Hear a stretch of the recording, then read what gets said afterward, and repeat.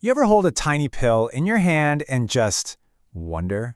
What's the real story behind it? It's this whole journey of transformation, a feat of precision engineering that's happening all the time, completely behind the scenes. So let's pull back the curtain and uncover the secrets of how your medicine is actually made. So, where does it all begin? Well, a lot of the time, it starts with something from nature. Something totally raw. Like a plant root, or a leaf, or even bark. It's got the potential, the good stuff, locked inside, but it's a long, long way from being medicine. And then somehow, that raw natural thing becomes this tiny, powerful, perfectly engineered pill. One that's designed to give you the exact same result every single time you take it. So the big question is, how on earth do they do that? Well, it's not magic, as cool as that would be. The real answer is a series of incredibly clever, fundamental engineering steps. And the big idea behind all of it is something called a unit operation. Okay, so let's start at the very beginning.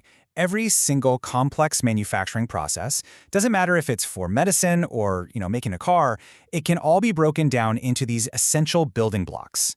And this right here is the key concept, a unit operation. That's just the official term for any single step in a process that physically changes something or chemically transforms it. Think of it as the individual Lego brick of the entire factory line. To make this really, really simple, think of it this way. A physical change, that's like taking a big rock and just smashing it into little pieces with a hammer. You've changed its size and shape, but it's still rock, right? A chemical change, that's like boiling water. You're actually turning the liquid into something else entirely, a gas, steam. Both of these, classic examples of unit operations. All right, so let's follow the journey of our medicine, starting with that very first physical change we just talked about, making big stuff small. In the pharmaceutical world, this has a name, size reduction. Now, you might be thinking, okay, that's pretty obvious, but it's actually worth asking why. Why go through all the trouble of grinding and crushing? It's not just about getting it to fit into a tiny capsule, trust me. The reasons are absolutely critical for how the medicine actually works inside your body. Okay, check out that first point, because this is so cool.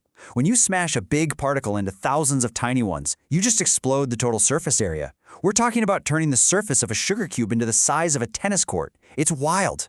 And more surface area means the drug can dissolve faster and get absorbed by your body way more effectively. It also means you can mix different things together much more evenly. It's way easier to mix fine salt and sand than it is to mix big pebbles and salt, right? And of course, you gotta have those tiny particles for ointments or to pack into a capsule. So how do they actually do this?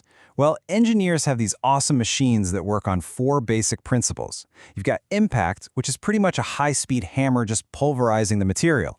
Then there's compression, which is just squeezing it between giant, heavy rollers. You've got attrition, where you get the particles to literally rub against each other until they grind themselves down. And for fibrous stuff like plant roots, you use cutting with super sharp blades. You just pick the right tool for the job.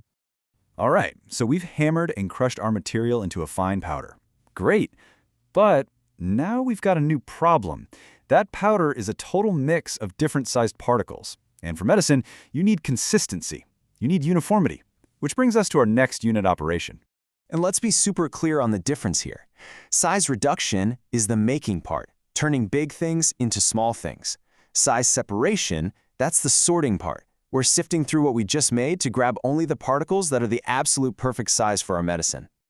Yeah, this analogy is perfect. It's a process you've definitely seen before, probably in a kitchen. You grind up wheat to make flour, right?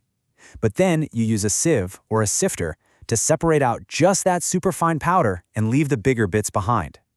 It's the exact same idea in a giant pharmaceutical plant, just way, way more precise. And the tools they use for this are pretty smart. The most basic one is a sieve, basically a stack of screens with smaller and smaller holes. But for the really, really fine powders, they use something called a cyclone separator. This thing is so cool. It spins air around like a vortex, flinging the heavier, bigger particles to the outside wall, while the tiny, lighter ones get carried out right through the middle.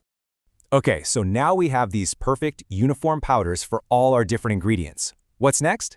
Well, it's time to bring them all together. This is the mixing stage, and let me tell you, it's absolutely vital. Just think about a common painkiller, one that combines 2 active ingredients. It is so important that every single pill has the exact same ratio of both. If that mix is incomplete, it's not just ineffective, it could actually be dangerous. The goal here is perfect homogeneity. And you guessed it, there's a whole other set of specialized machines for this. You have something like a double cone blender, which just gently tumbles powders to mix them.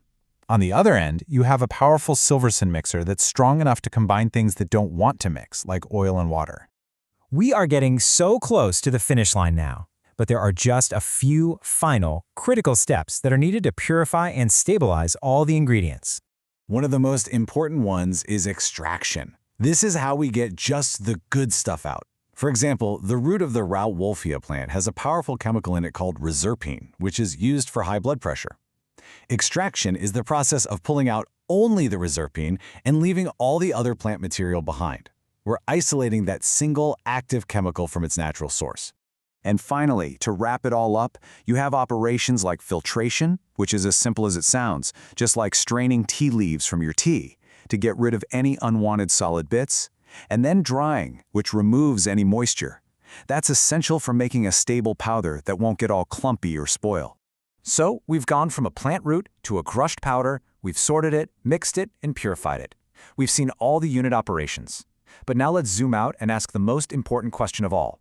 Why does all this precision matter so much? It's because every single step you just saw, every mill, every sieve, every mixer, is what's called a critical control point. It's a chance to guarantee quality. This meticulous process is what ensures that the very first pill in a batch is 100% identical to the millionth pill in that same batch. That is the foundation of safe and effective medicine.